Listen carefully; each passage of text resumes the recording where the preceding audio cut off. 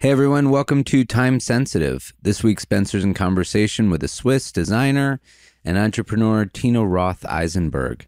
She is the founder of the design website and studio Swiss Miss, and is also the founder of Creative Mornings, Friends Work Here, and Tatley. What'd you guys talk about? So, as you well know, Tina is one of the most optimistic, heart-centered people around, maybe the most. And we get into Creative Mornings, this incredible organization she founded in 2008 and has run now for almost 15 years. It has this simple mission, which is basically to bring creative people together for inspiring, free, in-person morning events and talks. Connected to this, we also spoke about the value of non-transactional giving and why that has such a power in this time of late-stage capitalism. We also talk about Fingerspitzengefühl. It's a German word that refers to a sort of spidey sense one can have, basically the ability to have shrewd situational awareness and how she uses that in her day-to-day life and work. Tina's also a strong believer in what she calls a full body yes when trying to make big decisions. And so we get into how she has really tried in recent years to tune into that full body yes within herself. Naturally, we also get into gifts. She is a master curator of them. And another thing I really enjoyed speaking with her about is how she looks at her life as the biggest design project. She's really one of these people who blurs the area between life and work. And even when facing difficult decisions and situations, big and small, she brings a great sense of passion, positivity, and enthusiasm to it all. Well, Tina's someone I've known for a really long time, who I really love. I can't wait to listen to the episode. But before we get into it, we'd first like to thank our Season 6 sponsor, L'École School of Jewelry Arts, which is supported by the Maison Van Cleef and Arpels. Through courses, talks, masterclasses, field trips, exhibitions, and publications from its campuses in Paris and Hong Kong, and through traveling schools hosted in cities such as Tokyo, New York, and Dubai, L'École shares jewelry culture with as wide an audience as possible. At the root of L'École's array of offerings is its world-class research department. Since 2017, 10 research programs have been initiated on subjects ranging from the pearl trade between the Middle East and France in the 20th century, to the history of jewelry design from the Renaissance to the current day, to the links between jewelry and literature. Bringing an incredible level of knowledge and rigor to all that they do, the research department has forged links with institutions such as the French National Museum of Natural History, as well as with universities. In 2019, L'École created scholarships intended to assist students enrolled in a research master's degree program and working on topics related to jewelry, either in art history or gemology. You can find out more about L'École and its research department at www.lecolevancleefarpels.com.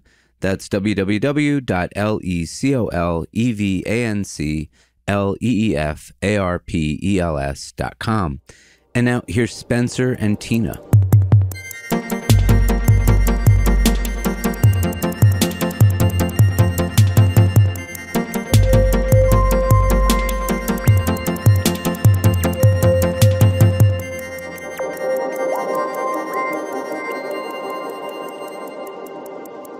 Hi, Tina. Welcome to Time Sensitive. Hi, thanks for having me. I wanted to begin with a series of questions from a talk you did. You have a standard series of interview questions that you like to ask potential hires. And I thought before we get started, I would ask you in the context of today's interview. So first, why are you here? I'm here because obviously I was invited, but also because I am an idealist at heart that wants to spread my message, and I'm grateful for the opportunity. What do you do when you're not working? This is so funny that you're asking me these questions. Touche, man. Touche. When I'm not working, I'm finding other ways of gathering humans other than what I do at work. And I love walking my dog, and I love spending time with my teenage children. And I'm probably reading. There's a long list of things I'm doing when I'm not working. Can you tell me a joke? No, I absolutely can't. This is like you're really embarrassing me here right now. Well, tell me about... You're really giving me my own medicine right now. This is like, Thank God there's no picture here because I'm blushing right now. Tell me about a difficult time in your life and what did you learn? No, that's easy. In 2015, my marriage crumbled.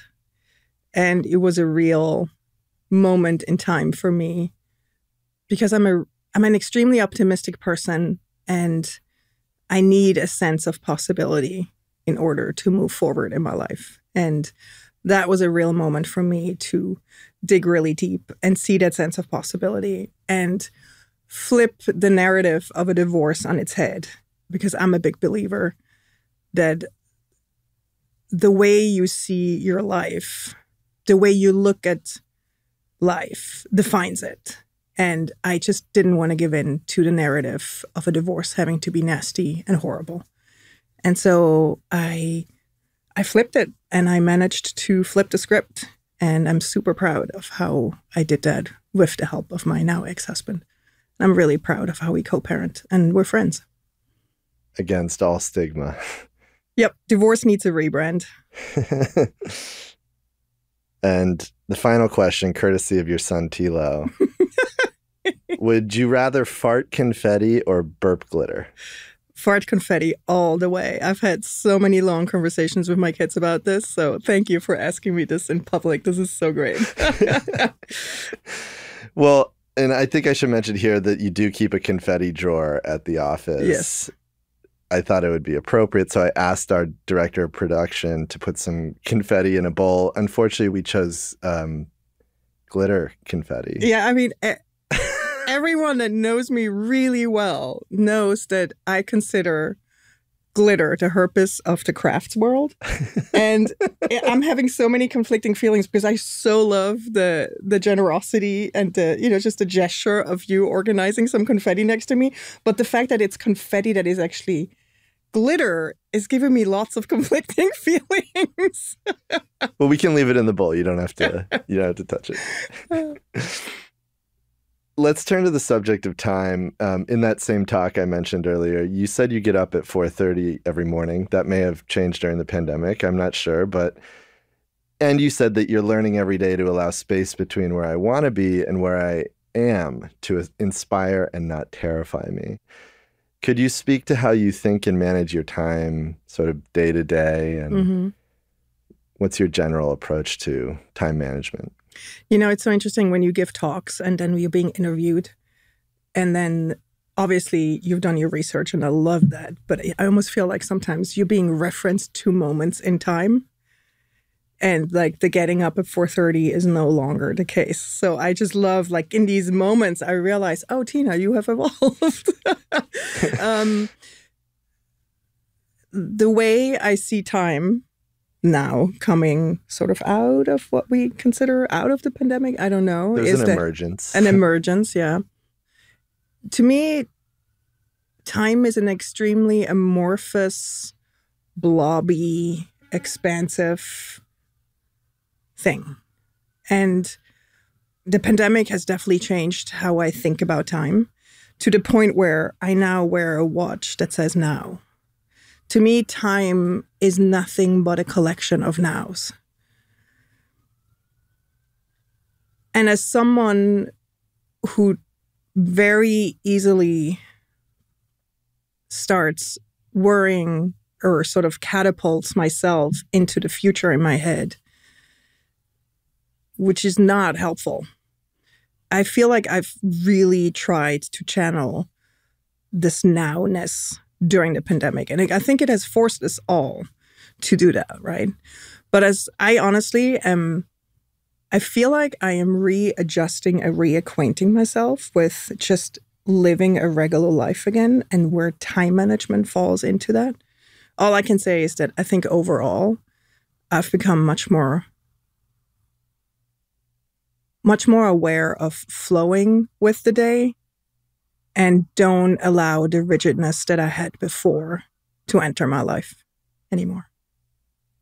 And I guess philosophically or even spiritually speaking, how do you think about time? I think time is a made-up construct. I don't think it's real. I think we need it. we needed to operate in the world and know when we're going to be on that Zoom call. But I honestly deeply believe it's all a farce.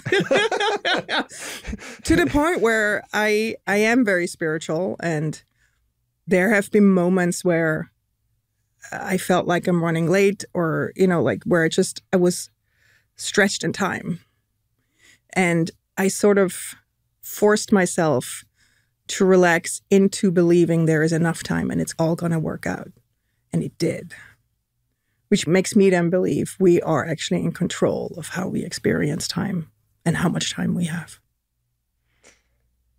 It's beautiful. It's actually the first time I've ever heard a guest on this series talk about time that way as a farce. I think it is. Many life and executive coaches will work with what they call a life spiral. It's basically a way of viewing one's life in a big picture context. So sort of thinking about one's story from birth to death as less linear and more like a spiral. Mm-hmm. And thinking this way of life as a spiral and not a straight line. And besides birth, I was wondering if you might speak to 2 or 3 of the most significant catalytic moments in your life that have led to you becoming who you are today. Like on your life spiral, what would those be? Oh, there's so many. I would say the first big moment was when I finally managed to come to New York. There was multiple attempts on my end to manifest this. Yeah. And in 1999, after I graduated from communication design at University of Munich, I just did it. I was in an age where I could just do it, That was the first time in my life where I experienced what I now call the universe is cheering me on, where just doors open. Like this is happening. Like I came for 3 months hoping to find an internship. And within 16 hours of arriving, I had an interview that turned into an instant internship. And then within 2 weeks into a visa and a job. So that was one. The next one was when I was pregnant with my daughter. I do not understand what happened, but it was like some planets realigned, and I all of a sudden had clarity on what I need to do professionally. And to me, in my life, if I've learned one thing, is there's nothing more powerful but moments of deep clarity. And I just knew I was pregnant. I was like, what the heck, Tina? What are you waiting for? You always wanted to run your own business. And I started.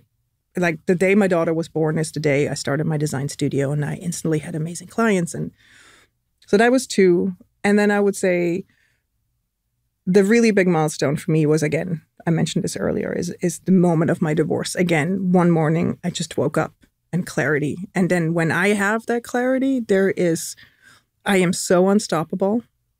And so it's really the moments of clarity, I would say, that are sort of the life-defining moments in that spiral of life. Of aging, you've said that your long-term goal has been to redefine what age looks like. And given that you wear a watch that says now, I'm kind of curious, like if you could speak a little bit to this idea of how you think about aging, how you think about the sort of across time experience of what it means to be alive. Yeah. So interesting. I just had a coffee chat today with someone in my co-working space. We touched on this subject and sort of how I'm surrounded by a lot of women in their 50s, late 50s that don't feel relevant anymore. And I'm 49. I feel like I'm starting to sense my age, even in my own companies. Like I hire a lot of people that are way younger. The thing I remind myself of often is I think of my crazy aunt, Hoogie. I had this extremely eccentric aunt who lived in Zurich. I grew up an hour east of Zurich in the Swiss countryside with, entrepreneurial parents, but somewhat conservative parents, and like living by the rule book of, life in Switzerland. And then there I had this extremely outgoing, extremely creative aunt that lived in Zurich. Like it was always a highlight when we would go and visit her. And she lived her life in a way that she didn't give a damn what people thought about her decisions, about how she showed up, about how she dressed, about how she lived her life. Sort of this wildly quiet confidence that this woman had. She rode a monster Ducati way into her 80s. She had a Porsche. She was just like so cool. Like she went to Rolling Stones concerts with me up to her late 70s. And I truly believe we all need someone like that in our life that sort of gives us permission, makes us realize that we can be that. I think of, seeing, for example, Milton Glaser. I remember when he spoke at Creative Mornings, just seeing him still so lit up by his work, by being a creative, having creative output. Myra Coleman, who, when I had the chance to meet her, if you don't know who she is, just look her up, look up her talks. Former time-sensitive guest. Yes. I mean, the spark that oozes out of this woman, I really want us to celebrate people that are lit up in their older age. Like, life is a lot of fun. And I really, truly believe it can stay fun till the very end. And I hope I'm going to be able to live that, even though, to go back to the conversation, like I'm even sometimes feeling like, am I still relevant? Do I need to get out of the way of younger people? Like that's even crossing my mind, like that's crossing my mind as somebody who runs a company where you're starting to think, is it time for younger people to step up? Yeah, I think appreciating elders' wisdom and understanding the role that can play in anyone's life. But I feel like the older I get, the less I believe I know a lot. then comes this younger generation that's just extremely confident, and it makes me actually question what I do and what I know. I mean, on the long view, I did want to mention here the Long Now Foundation, which you recently tweeted about, writing that every now and then I stumble upon an organization that quite literally takes my breath away. It just happened now when I discovered Long Now. This is a Stewart Brand project that's incredible. Yeah. I was hoping maybe you might share a little bit about why it took your breath away, why this sort of Long Now concept resonates so much. Well, it's so many of the things I've been doing I'm such an intuitively driven person, and I just follow what feels right and what feels good and what lights me up. And now looking back, I just see that I have stamina. I think that comes from my upbringing in the Swiss Alps. Like, you don't just give up, you just keep going. And to me, the things I've been building, especially Creative Mornings, there's a purpose to it that is, I'm here for the long haul of it. There's no way for me to even consider not doing this anymore. Yeah. You've said you want to see it 100 years from now. Yes, I do. And like, I feel like the Long Now Foundation has given me words to this feeling I have in my gut that we have to move into a notion of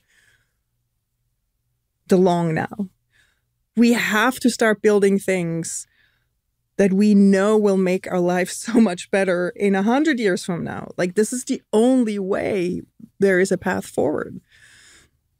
There is just, and I'm guilty of it. I'm an extremely instant gratification kind of human. But I, every now and then, when I beat myself up about it, I also look over to the things I've been building, and I've been building for a long time, and I've been consistently showing up for it. So I guess what just resonated with me was just like, there's other people who consistently keep showing up and don't just throw in the towel. That just gave me a lot of comfort. And this idea of long view thinking, zooming out, do you think that helps you in your own work kind of avoid the sort of fear spirals that can come with entrepreneurship, taking that extended, Yes, for sure. To be very honest, we're, like, for example, Creative Mornings, we're the world's largest creative face-to-face community in the world. It's a miracle we survived the pandemic. I don't know what the next 2 years hold, if I'm really honest. And I have moments now where I wake up at 3 a.m. and I'm like, can I hold it? Can I continue? But then the thing I just tell myself is that there are certain, like, I have a list that I keep in my notes that is titled, "The Universe is Cheering Me On." So in these moments at 3 o'clock in the morning when I wake up, I pull it out and I start reading. And every time I have these moments where the universe is cheering me on, I put that in. And I'm just realizing there's certain things that are just protected. Somehow they've always made it. We've had lots of ups and downs with Creative Mornings. Our business model is as backwards as it gets. I mean, just the fact that we exist is unreal because everything's free. Radical generosity is our business model. So we've made it through a lot of choppy waters. And then in these moments, I just keep telling myself, if I can keep my energy in a hopeful, optimistic, we're going to make this happen place, then we're going to be okay. Tell me a bit about the last 2 years in particular, or I guess almost 3 now, the COVID-19 lockdowns and slowdown of 2020, 2021, and also the sort of reemergence, this speed up that we kind of find ourselves in right now. How are you thinking about this moment?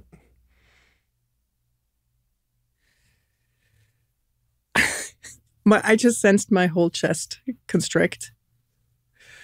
If I'm really honest, the last 3 years were tremendously hard on me.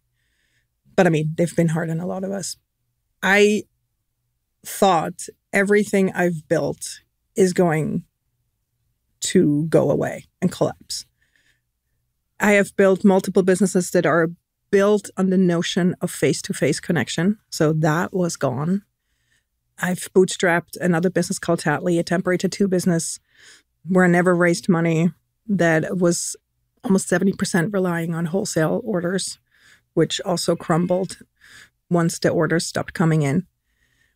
So that was a real moment of, all right, Tina, you've handled a lot and you can endure a lot. But it was a bit of a breaking point moment for me personally, and a real moment of introspection, and I'm sure we've all gone through it. What is really important to me? And I'm extremely grateful the clarity that came out of it, because to me, as someone who's run multiple businesses at the same time, which I don't recommend, it was a real moment of clarity on where is my heart really. And so I was able to sell one of them. I was able to sell Tatley recently. I'm very grateful that that happened to a very cool company, and really lean into the understanding that what I'm building with Creative Mornings is a real gift to the world. So I as hard as the pandemic has been, I am also really energized by seeing the blinders I was wearing to a certain extent on what's possible. Just to give an example, when the lockdown happened. So Creative Mornings is a lecture series that happens all over the world once a month for free, breakfast and lecture. And we're in 224 cities, 67 countries. And we gather about 25,000 people a month for free. We were told that we can no longer meet up. That was just, like, I didn't even know how to comprehend that.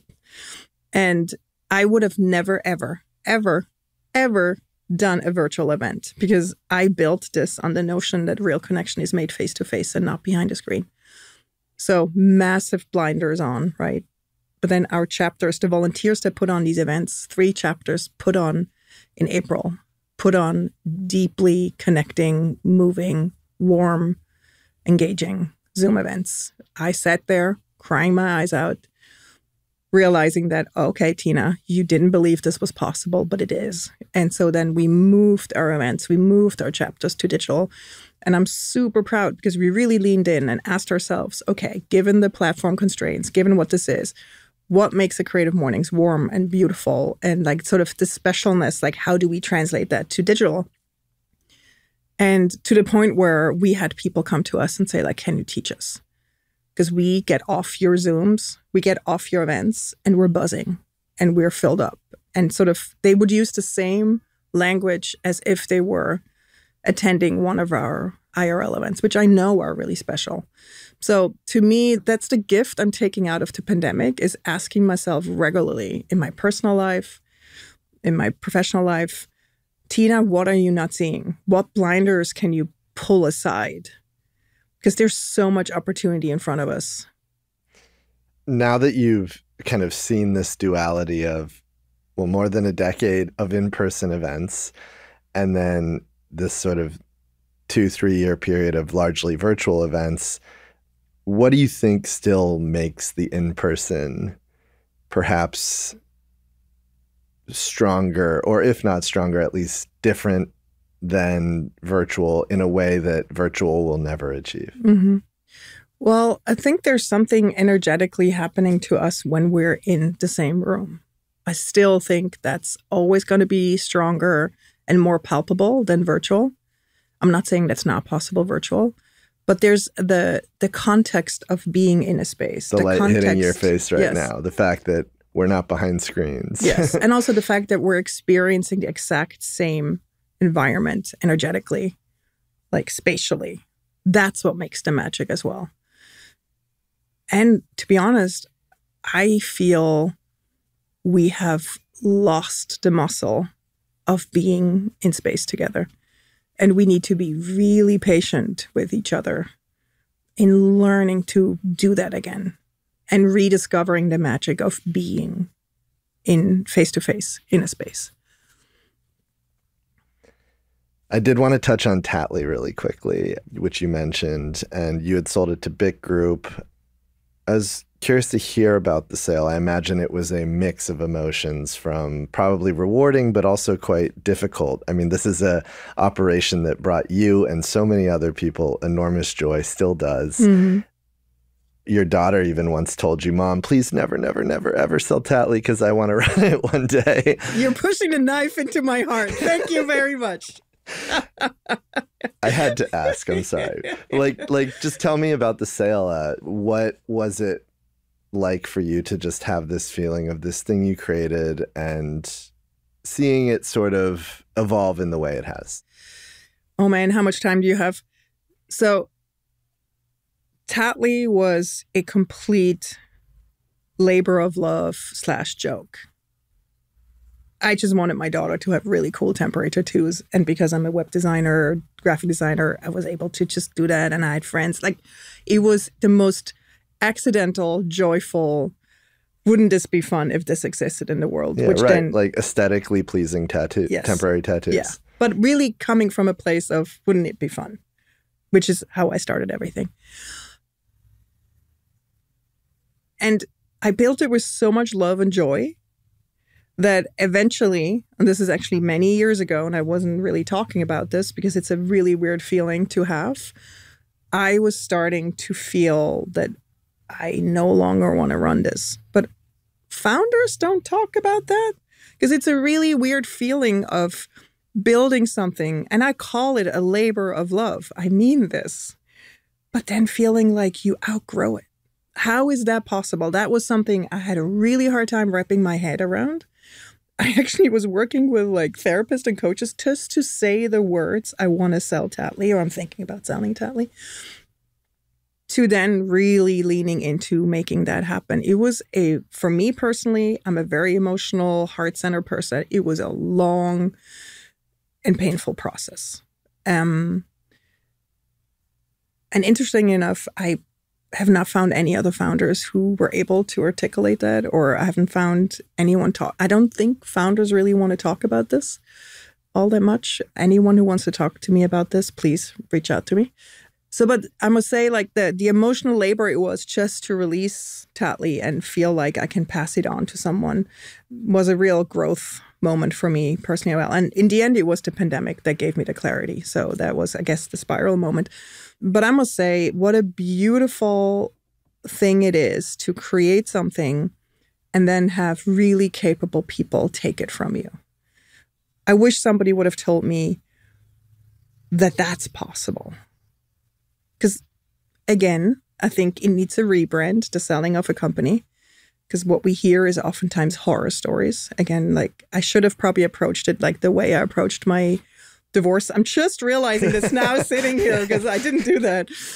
But I am just so proud of the people who bought it and who run it now. And I just know it's loved. And it will expand into something that is not me, which is also a very odd feeling to sort of see your company evolve, but also a moment of true letting go. Thank you for sharing that. Hey everyone, taking a quick break here to tell you a little bit about our Season 6 sponsor, L'École, School of Jewelry Arts, which is supported by the Maison, Van Cleef, and Arpels. Over the past decade, L'École has welcomed more than 50,000 students from 50 different nationalities through its programs. They've built 2 permanent campuses in Paris and Hong Kong, hosted 9 traveling schools in Tokyo, Hong Kong, New York, and Dubai, and organized more than 300 conversations in 20 different cities. They've also created 18 exhibitions about subjects ranging from the work of the artist and former time-sensitive guest Daniel Brush to precious Art Deco objects to bird-shaped jewelry, and 26 publications about subjects including men's rings, necks, and cuffs. This year, celebrating their 10th anniversary, L'École is introducing 6 new classes, presenting 6 exhibitions, and publishing 8 new books. You can learn more about L'École and its current and upcoming offerings at www.lecolevancleefarpels.com. That's www.lecolevancleefarpels.com. And now, back to the episode. Let's go back to your youth. In previous interviews and talks, you've said quite a bit about your childhood in what you've called the Arizona of Switzerland. Mm-hmm. The green pastures, farmhouses, cows, the Alps, little Tina running around, trying to conquer the world. Your parents, as you mentioned, were entrepreneurs, and you clearly got that gene. You've also described your dad as spiritual and interested in past lives. Mm-hmm. And I wanted to mention how at age 8, you started and photocopied and stapled a magazine together with jokes and quizzes in it. Yep. And we're selling this to your neighbors. So already you were like little entrepreneur Tina. And also around that time, you made this giant poster that said, "Do you want to join my fan club?" which I think is hilarious. Yeah, because somebody asked me, what are we fans of? Like, there's this big poster above the garage in our neighborhood where everybody parks their car. And I was like, do you want to join my fan club? And one of the neighbors, very rightfully so, very kindly asked me, Tina, what are we fans of? And I was like, it doesn't matter. It's a state of mind. We're fans. And I feel like that so encapsulates me as a person. Details. Yeah. Well, I wanted to lay this all out because you've already painted it so beautifully before, but I was wondering if there are any moments that stand out to you from your time in this little Swiss village that have, maybe little markers of time that have led to who you are today that you think about in retrospect as kind of catalytic moments. Ooh. I don't know if there's specific moments, but I feel like it's a bit of a sauce of having extremely entrepreneurial parents, which as a kid, you don't realize how much that impacts you, just seeing it, living it, hearing it every day. My dad was a real visionary. I mean, just so incredible. Now looking back, as a kid, you're like, yeah, whatever. My dad is starting a business with new computers. They're called Apple. I don't know. Amazing. I feel like what I'm just so grateful for, and this is not a moment, but this is like sort of the recipe that I was given, that the entrepreneurial side. And my mom was a badass. She had like 30 employees at the time. As a woman, you didn't run your own business. That was just so cool. Combined with seeing my parents, how they led. So I remember, and I'm saying this lovingly about my parents, that was a different generation, but I was an extremely sensitive, empathetic kid. And I would walk into the businesses behind them, and I could literally sense the fear emanating through the businesses and people contracting. And while I, at that time, didn't have the language for it, I now do, being a boss myself. And I've seen how I've alchemized knowing that that's not what I want, and have sort of created the complete opposite of what I think how my parents led their businesses. And granted, it was a different time.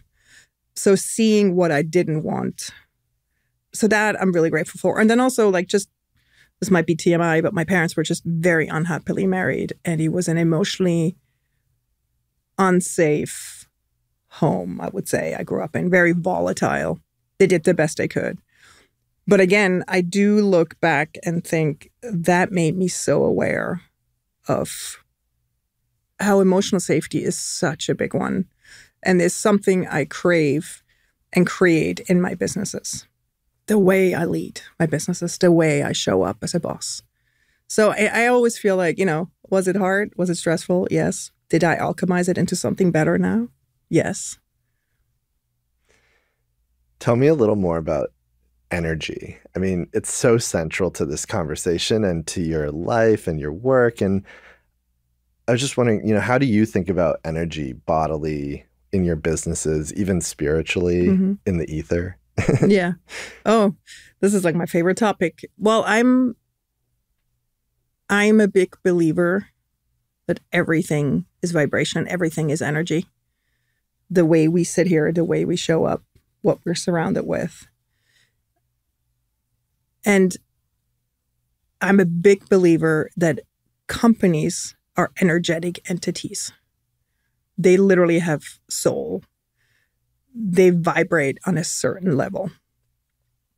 And that vibration is dictated by the people that contribute to it. I feel like everyone I hire, everyone that I allow into my network is contributing and adding and possibly damaging or amplifying the positive. I think it's a beautiful lens to experience your life through, especially when you love humans and you believe in a better future and in a positive future, and you are someone who naturally skews more optimistic. Because I am a big believer, like attracts like. Just to give you an example, so many of my friends who run companies have the hardest time hiring. That is one thing that was never hard for me. I truly believe that companies I have built, they vibrate on a high level. They have so much purpose. There is such an attraction to them that we have literally attracted. Sometimes it takes my breath away, the people that apply for jobs to work with me, because they're highly positive, warm, heart-centered, it is possible kind of people. I think creative mornings should be talked about here. I mean, it came out of this incredible moment in your life where you created this co-working space, one of the first, really. Mm-hmm. And it's exploded, as you explained, to 224 chapters, 25,000 monthly participants. Could you talk a little bit about the energetic power of creative mornings, this idea of non-transactional giving, and what that creates? So creative mornings, for those that don't understand what it really is, it's basically the community I wish existed when I moved to New York. So I was a trained graphic designer, moved to New York, didn't know a soul, couldn't afford the industry events. Like there were graphic designer events, there were art director events, there were photographer events, etc. They were all in their own silos. And I was just like, what the heck? We're all believing in living a creative life. So fast forward a few years later, I started my own company and I was like, I don't want to work by myself in a room. So I sort of had this vision of there's other people like me. So let's create, I built out this small white box on the East River in Dumbo. And really, it was one of those moments of you build it and they will come. And I said, I'm a graphic designer. If you're in a creative industry and you're a kind person, apply to rent a desk here. So it was the first creative co-working space in Brooklyn in 2006, I think, 2008. And the magic that unfolded over lunch conversations, being in community with each other, again, being in the same space, and having a set of values that was positive, like it's possible, there's a better future, we're creative and kind, was quite magical, I must say. And at one point I was like, there's more of us here. And so that was the desire to create a monthly gathering for the creative community, which I then ran here in New York just by myself, like very scrappily, just having a speaker, just ordering some bagels and coffee. And what it was fascinating, and again, this is like the energy part, I could tell something magical was unfolding because the universe was clearly cheering me on. Within 6 months, we were hosted at Google. And I was like, what the heck? How did that happen? You know, like there was a sort of a resonance within the creative community that was so clearly, we want this. This is nourishing. And then fast forward 2 years later, people started reaching out to me saying, we want to bring this to our city. And it is completely free. It's volunteer-based. Radical generosity is the business model of Creative Mornings. So talk about just enthusiasm bulldoze a business model where everyone told me, first of all, nobody's going to show up in the morning, because at the time there were no morning events. And I was like, New Yorkers are flaky. If we do an evening event, they're just not going to show up. Sure enough, people showed up, right? So, and the notion of this being accessible for anyone, the fact that this is an invitation and not a transaction. So the non-transactional giving is basically, if I will buy a ticket to a concert, you have this expectation. I bought a ticket. I want to see a concert. Hopefully there's going to be a few encores and then it's done. But when you attend a Creative Mornings event, which, and I'm going to sound cultish, they feel really warm. They feel extremely sort of, you are kind of wrapped in a blanket of warm and fuzzies. And then on top, you probably have an inspiring talk. And you kind of leave thinking, well, that felt good. How can I tap into this more? How can I contribute? It's an invitation because it wasn't a transaction. To be honest, it is kind of church for creativity.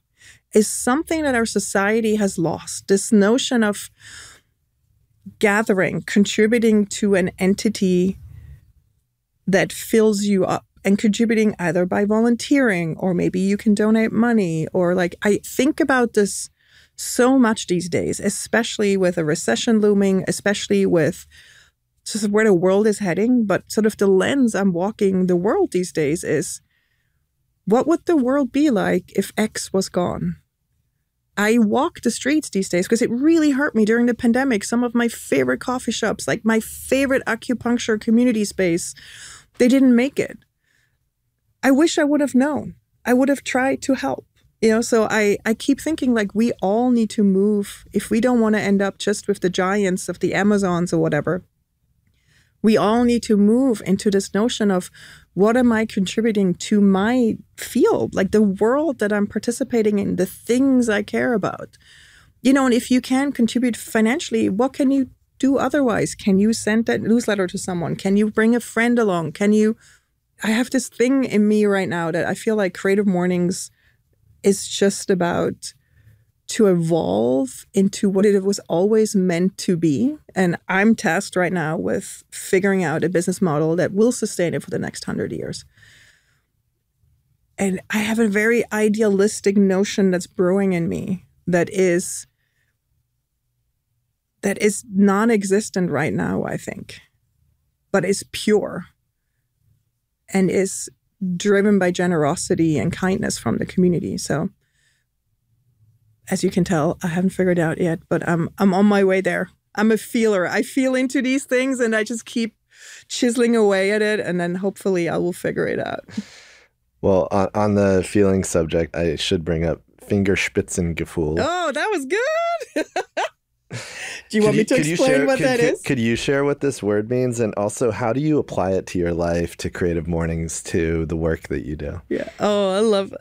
So context here. I grew up speaking German. Every now and then, and there's words that I really miss that are just don't exist in the English language. And anyone that works for me will eventually know this word because I keep bringing it up. So it's Fingerspitzengefühl. And it's, if you translate it literally, it's like your fingertip sensitivity. And it basically means having, like you can say, he has a lot of Fingerspitzengefühl, if you would say it in a German sentence, which basically means he has a sense of tact, great sense of situational awareness. And to me, life needs to be lived with a carefulness and a gentleness when it comes to humans and interactions, and what I call an extra layer of love. Like when you start working with me, the pride I take in how we communicate and how we email, I always say, nobody can ever see an email from us, from Creative Mornings, from Tatley, in their inbox and go, ugh, they email me. It needs to be a delight. Like at all times, write your email, but then add the extra layer on love atop. So that to me goes into the Fingerspitzengefühl of, just to give you an example, what that means is like just extra friendly, really warm, upbeat, but then also funny. Like, so when my former COO, who was a former lawyer, started working for me, she apparently after like a week or 2 weeks went home to her husband and says like, I need to learn how to speak GIF. So whenever like we have this thing that we attach a GIF to most emails, and especially like big partnership emails or, you know, like with big companies or whatever. And it's been a running joke that eventually we break people down. Like they would not, like it's sort of a GIF that summarizes the notion in a funny way or the feeling. And I tell you, there's something to be said that just is this little pocket of delight at the very end of your email where whenever we would break someone down, like, you know, a top CMO or of a big company or CEO, and eventually they would start like sending us GIFs back and we would literally dance to the office and kind of like we broke another one down.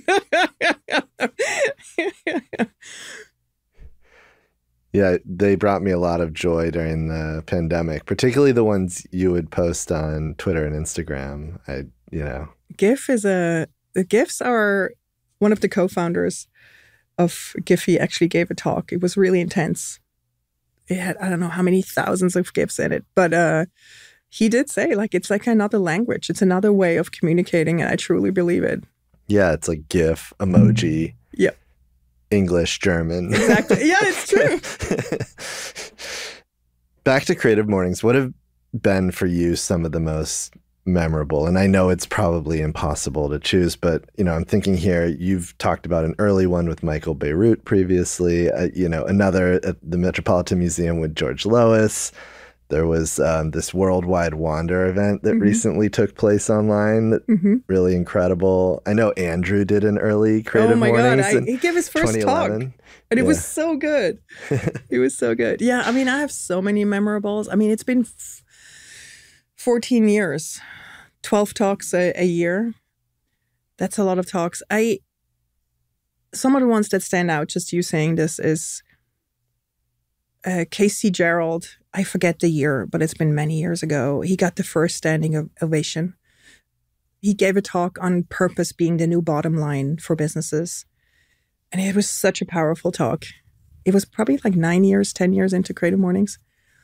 And for the first time seeing the audience getting up and giving a standing ovation, that was a real moment for me personally. It was in the beautiful Brooklyn Museum space.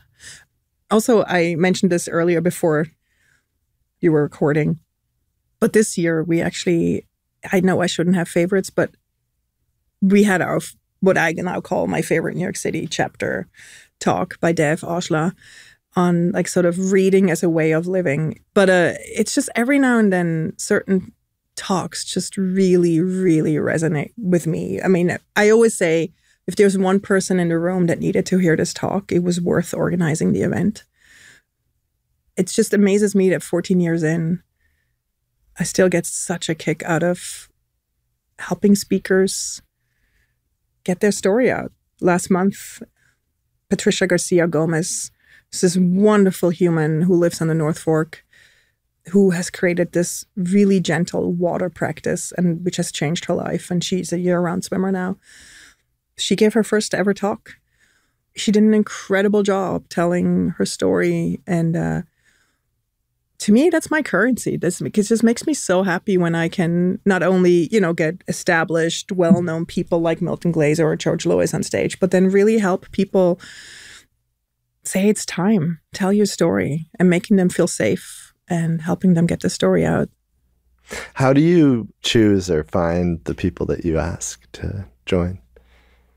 Well, it's probably a little similar to you and here. I just feel like I have constant antennas out and feel like who deserves the spotlight, who should be given a mic. And to be honest, sometimes I look back and I'm a little embarrassed sometimes looking back. And no, I want to really be honest. Like I feel like we've mostly had men speak in the early days. And here I am, a woman organizing this event series, and it didn't cross my mind. Like, I don't know. I hope I'm doing a good job. Sometimes I'm wondering, do I need to push more? But all I know is I'm trying really hard to have a good, interesting, and diverse roster of speakers. Creative Mornings is also, and I have to mention this, created a series called Time Well Spent. Mm-hmm. What have you learned about time through this project? What I haven't learned. So this was in partnership with Harvest, a time tracking service here in New York. What have I learned about time? Like, it has definitely made me appreciate the vastness of the topic. I honestly, before that, haven't really thought about time that much. But then when it came down to finding people who have something interesting to say about it, I always believe it's like putting that antenna out and sort of starting to see the world through a certain lens. And well, the one thing I learned is that creating campaigns like that take a lot of time.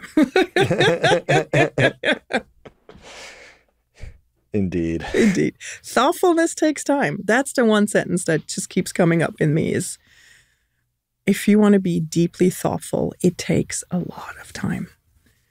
And not a lot of people want to be deeply thoughtful these days.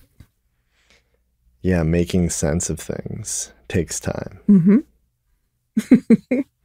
One thing I love about your approach to life and business leadership, and I know I am not alone in this, is that you take what you call a heart-centered approach. You've already used the phrase heart-centered several times in this interview. And sure, it could be argued it's a little woo-woo, but I think there's incredible structure underlying this heart-centered idea and real substance.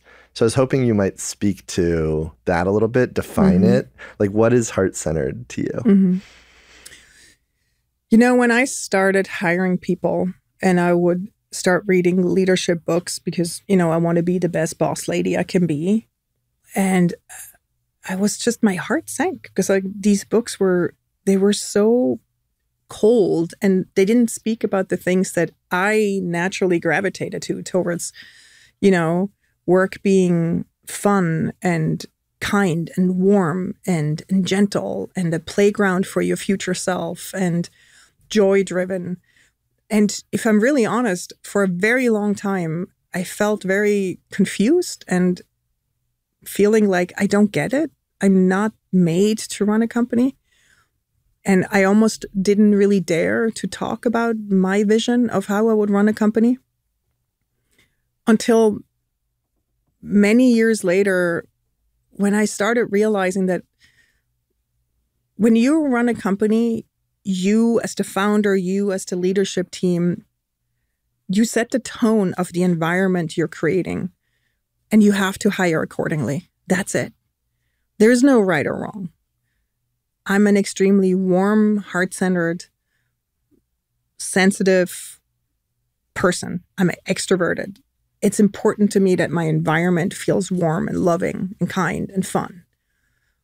And hence, I create environments that exude that. But it took me so many years to stand in that confidently and speak to it without feeling ridiculed or made fun of by men that run mostly men, I have to say, that run like the business, the right way. But I do sense there is a shift in society happening. There's a softening happening. And it makes me so happy that I feel like the way I'm seeing leadership and sort of this heart-centered way of running a company is more and more accepted. Like I remember in 2019, there was this moment where I found myself on stage at Oracle and at Google internally speaking on running the teams the way I do it. Like they're community driven, they're warm, they're around playfulness, they're around joy. And I would just stand on that stage and go like, what the heck? Isn't this just being human? Isn't this just living a loving life? Isn't this what it comes down to? Like, I want to believe that you come to work and you feel safe and you feel like you can be your true self, and that you go home and you actually don't feel depleted. Actually, you feel replenished. Isn't that just like being human? I don't believe in there being a difference between who you are at home or at work. I don't. And I know some people will fight me on this, but at least at this point, I know I have created beautiful work environments. And I'm proud of it. And I feel maybe it's the 40s. I don't care anymore what people think. It's great. Like, but I also have found more people that, openly say that being a loving boss, creating an environment where love is palpable, that's what I aspire to. I don't want to live a life that is devoid of love, be it at work or at home. I believe there's two ways of operating in life. And I ask myself every day, Tina, where are you right now? Where is this decision coming from? You're either in love or you're either in fear. And I do not believe in running a business in the fear mindset or driven by fear. Connected to this, as you were saying, there's this blurred line between life and work. And you've called your life your biggest design project. Yeah. And you've also said that you view living as a creative act, and you follow these 4 core principles, or at least these are 4 core principles you've laid out in a talk, which is create, play, trust, respect. How do you, and you kind of said this earlier because it's like, you're like, it is impossible to juggle all these companies at once. I don't recommend it, but I'm wondering, how do you find balance amidst all you've got going on, all the juggling? What's your balance, as in not losing my mind? Yeah. Or even just simply like staying grounded while you're juggling all that you have in front of you. Few things. First, I think having an incredible team that you trust, that knows that you will have their back and that they can make decisions without you at all times. One of the sentences that I keep saying over and over is trust breeds magic. Because I ran so many companies at the same time, I empowered my people probably more than I should have often. But I tell you, good people will grow and raise to the occasion. They will blow your mind. They will blow their own mind. And to me, that's where the magic is at. When you give someone the chance to really expand into a better version of themselves because you trust them and they're safe. And if they make a mistake, you laugh because nobody dies on an operating table. That's winning right there. So I think one, it's just like, I'm a very trusting person.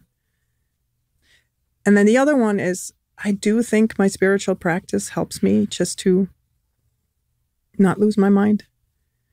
I meditate, I go for walks, I do consume teachings that just remind me that you're exactly where you need to be.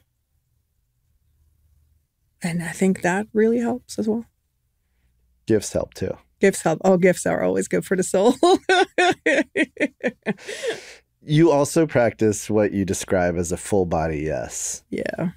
What is a full body yes, and how does one achieve it? Or more particularly, how do you get in the zone so that you know you're actually having one? Yeah.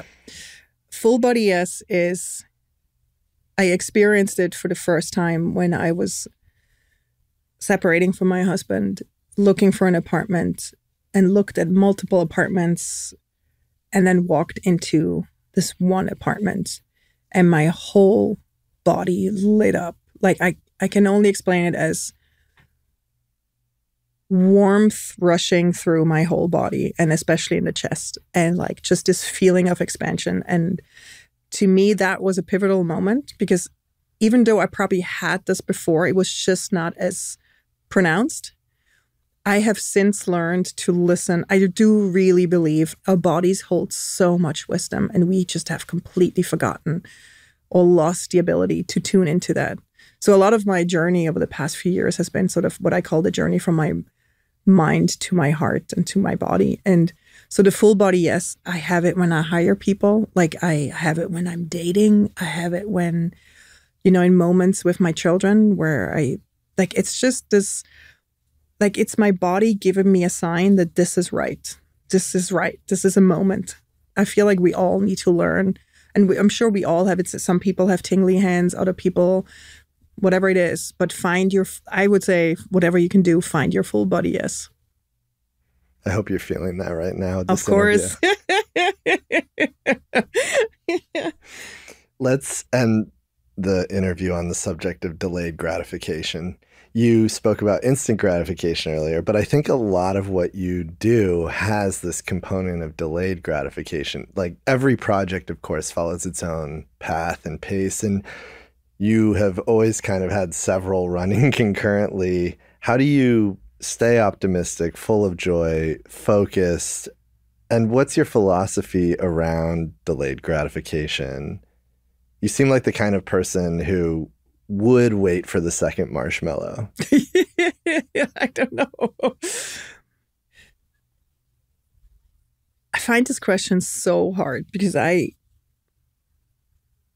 wouldn't call myself someone who's good with delayed gratification because I am a very phone addicted, Instagram addicted. So to me, that's not delayed gratification. That's like the minute I can. Yeah. Like ding, ding, ding. Yeah, I have a hard time. I fully admit it. Like especially coming out of the pandemic, I have a hard time focusing these days. So, but then at the same time, I'm like looking at some of the projects I've been showing up for consistently. Like my blog, I started it 17 years ago. Swiss Miss, yeah. And I still love it. I still show up for it. And it's not making me money. It just makes me happy. It makes me happy to share things I find. Makes me happy when people email me, hey, that bump made a difference in how much I sold on my store or whatever. Like, I don't know.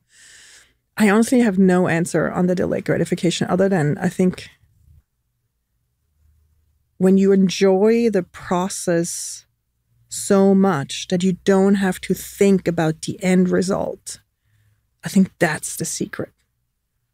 There is no end.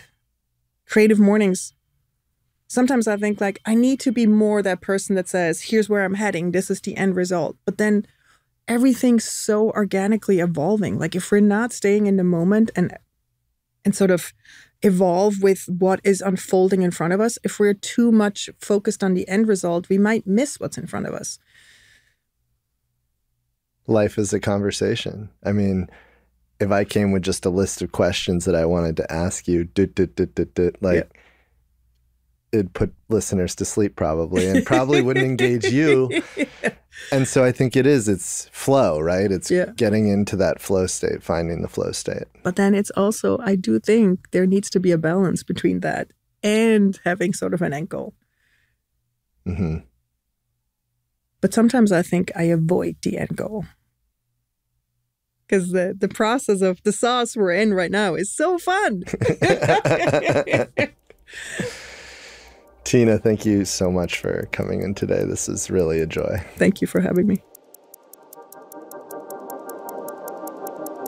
Extra thanks to our Season 6 sponsor, L'École School of Jewelry Arts, which is supported by the Maison, Van Cleef & Arpels. A unique place for learning, L'École welcomes the general public to the world of jewelry through courses, conferences, exhibitions, videos, and book publications. You can find out more about L'École at www.lecolevancleefarpels.com. That's www.lecolevancleefarpels.com. And thank you for listening. You can find more episodes of Time Sensitive on our website, timesensitive.fm, or wherever you listen to podcasts. You can listen to our other podcasts at a distance by heading to atadistancepodcast.com. You can follow us on Instagram at slowdown.tv. And if you like our programs, please be sure to subscribe and leave comments. Our theme music was composed by Billy Martin. This episode was produced by Ramon Broza, Emily Zhang, and Johnny Simon.